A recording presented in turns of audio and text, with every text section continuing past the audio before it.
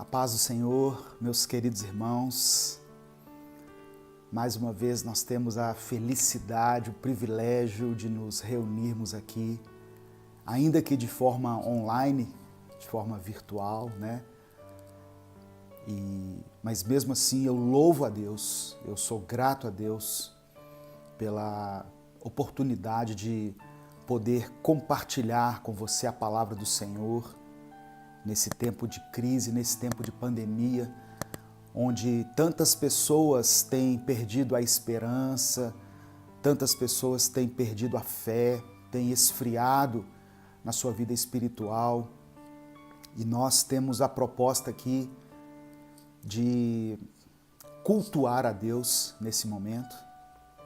Eu quero pedir que você, se puder, compartilhe essa mensagem com os seus contatos, com os seus grupos.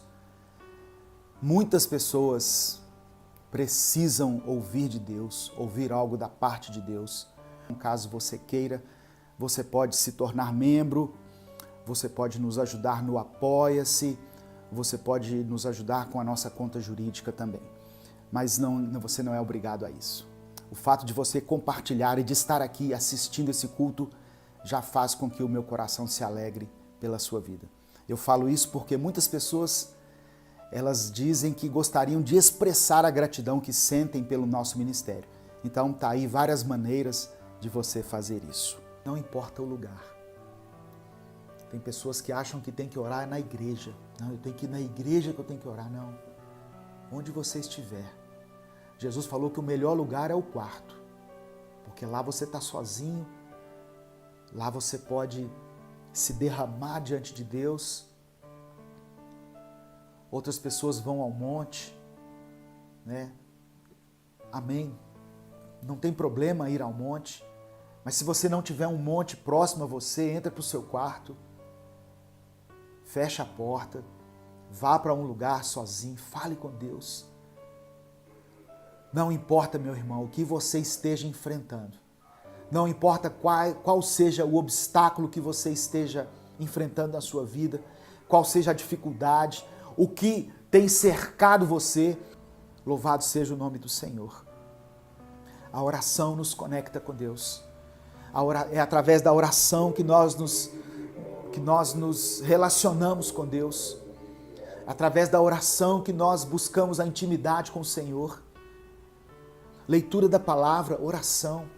Nós precisamos dedicar tempo a isso, assim como a água que nós bebemos todos os dias, que nutre o nosso ser, o nosso organismo. Nós também precisamos nos alimentar de Deus e nos alimentamos dele através da palavra, através da oração. Amém? Ô meu irmão, receba essa palavra em nome de Jesus.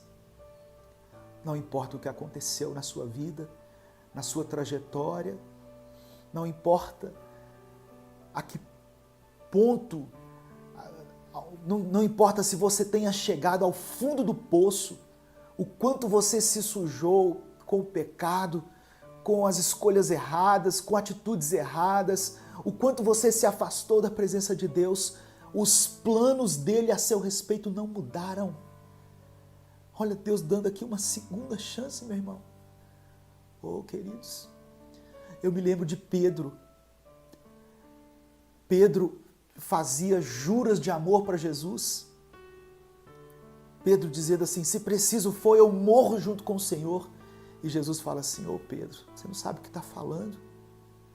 Antes que o galo cante, você vai me negar 3 vezes. E aquela palavra se cumpriu.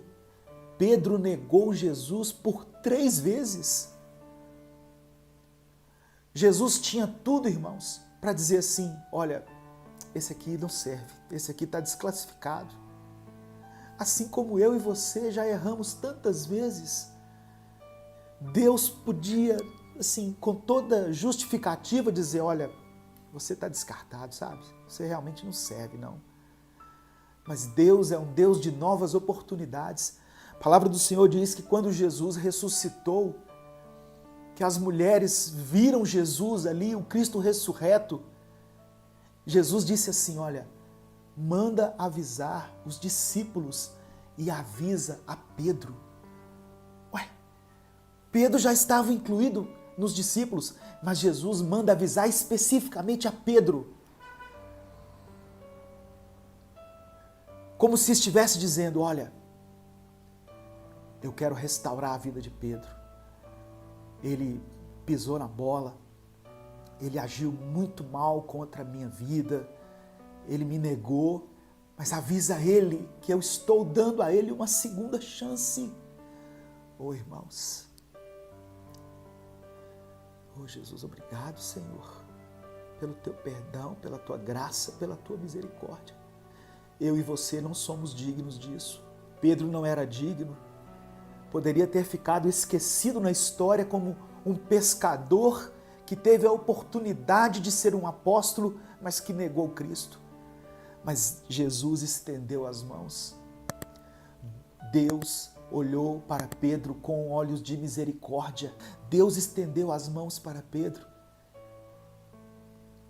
Depois que havia ressuscitado, chamou Pedro para perto de si, olhou nos olhos dele e disse, você me ama?